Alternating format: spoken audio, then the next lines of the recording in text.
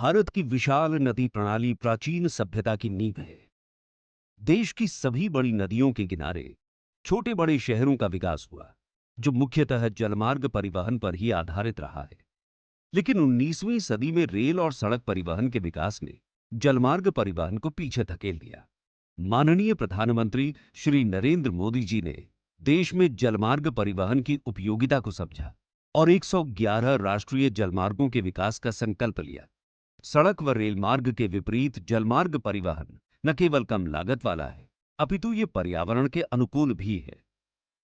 2014 से पहले हमारे देश में एक साल में इनलैंड वाटर ट्रांसपोर्ट उसके द्वारा करीब 18 मिलियन टन कार्गो मूवमेंट ही किया जाता था, जबकि इस साल इनलैंड वाटर ट्रांसपोर्ट द्वारा कार्गो मूवमेंट 18 से बढ़कर के 145 मिलियन टन से भी ज्यादा हो गया है।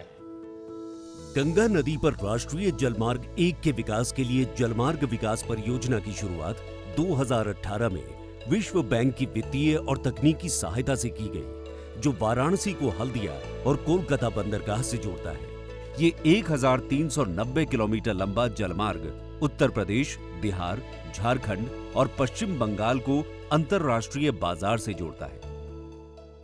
5,000 करोड़ की लागत से आज 8 गंगा के जरिए हमें गंगा का दोनों पार में कम्युनिटी जेटी, पैसेंजर जेटी बन रहा है और साथ साथ में multi modal terminal, inter modal terminal अब बनारस, साहेबगंज, हल्दिया और कालूघाट पे बन चुका है।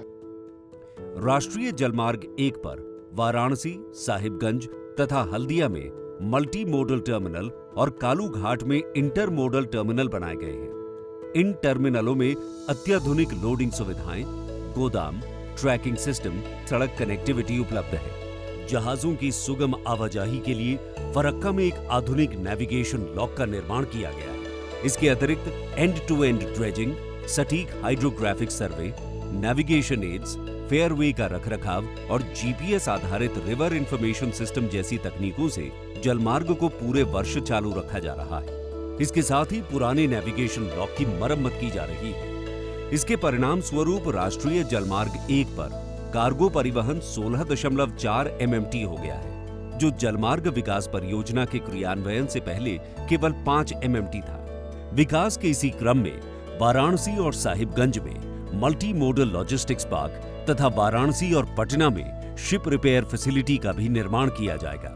NW1 के विकास के फलस्वरूप अब माल परिवहन के साथ साथ रिवर क्रूज टूरिज्म को भी एक नया आयाम मिला है। इसका उत्कृष्ट उदाहरण है गंगा विलास रिवर क्रूज, जो वाराणसी से डिब्रूगढ़ तक की 3200 किलोमीटर की 50 दिवसीय यात्रा करता है और 27 नदी प्रणालियों को पार करता है, जिसके फलस्वरूप रिवर क्रूज टूरिज्म में उत्तरोत्तर वृद्धि हो रही है। इसको देखते हुए जल पर्यटन को बढ़ावा देने के लिए वाराणसी व कोलकाता में क्रूज टर्मिनल विकसित किए जा रहे हैं। बिना किसी रुकावट के जहाजों के आवागमन के लिए बलिया के नौरंगा और आरा में QPOM प्रणाली की स्थापना की गई है, जिससे गंगा नदी में स्थापित पीपा पुलों के खोलने और बंद करने का समय 1 से 2 दिनों से घटकर कुछ मिनटों तक सीमित हो गया है। साथ ही हरित परिवहन को बढ़ावा देने की दिशा में वाराणसी में हाइब्रिड कैटामैरान वेसल और हाइड्रोजन ईंधन से संचालित वेसल का संचालन एक महत्वपूर्ण पहल है। जलमार्गों द्वारा माल ढुलाई को प्रोत्साहन देने के लिए कार्गो प्रमोशन स्कीम लागू की गई है, जिसके तहत जलमार्गों से माल भेजने वाली कंपनियों को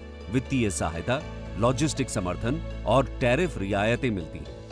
इस कार्गो प्रमोशन योजना के तहत सड़क और रेल मार्ग के मुकाबले जलमार्ग के इस्तेमाल पर कार्गो मालिकों को जलमार्ग परिवहन पर आई लागत का 35% प्रोत्साहन राशि प्रदान की जाएगी। जलवाहक स्कीम के दूसरे हिस्से के तहत राष्ट्रीय जलमार्ग 1, 2, 16 एवं इंडो बांग्लादेश प्रोटोकॉल रूट पर जहाजों की निर्धारित समय सेवाओं का संचालन किया जा रहा है। इसके अंतर्गत हल्दिया कोलकाता से पटना तथा वाराणसी तक एवं हल्दिया कोलकाता से इंडो बांग्लादेश प्रोटोकॉल रूट के माध्यम से धुबरी, पांडु, करीमगंज तथा बदरपुर तक निर्धारित समय पर कार्गो जहाजों को चलाया जा रहा है, जिससे एमएसएमईज, किसान समूहों और स्टार्टअप्स को सस्ता व विश्वसनीय परिवहन विकल्प उपलब्ध हो रहा है। गंगा के तटवर्ती क्षेत्रों में बसे 7.5 करोड़ लोगों को विकास की मुख्य धारा से जोड़ने के लिए जलमार्ग विकास परियोजना 2 यानी अर्थ गंगा का क्रियान्वयन भी चल रहा है। इसके अंतर्गत उत्तर प्रदेश, बिहार, झारखंड और पश्चिम बंगाल में 60 से अधिक सामुदायिक जेटियां बनाई जा रही हैं, जिससे स्थानीय लोगों, किसानों, व्यापारियों, मछुआरों को सुलभ परिवहन मिला है। इन जेटियों पर आधुनिक सुविधाएं व सौर ऊर्जा आधारित लाइटें भी हैं।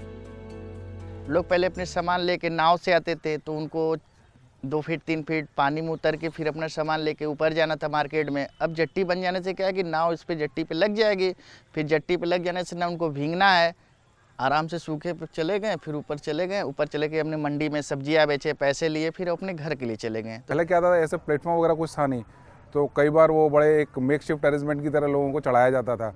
कई बार कपड़े गीले हो जाते थे, किसी के जूते गीले हो जाते थे, तो वो सारी काफ़ी असुविधाएं होती थी।